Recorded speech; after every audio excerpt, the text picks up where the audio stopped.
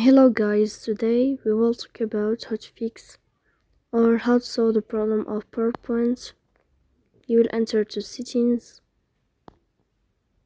Here in this page you will go to apps, default apps, app settings. In this page you will go to above on this sign and then you will search about the application of PowerPoint. Here in this page of app info you will click on first stop and you will click OK.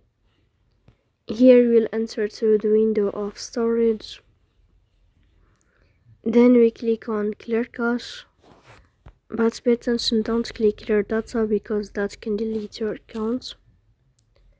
In the end, you can turn off your phone and you can wait a moment to turn on your phone again to fix that problem. So please don't forget to support us.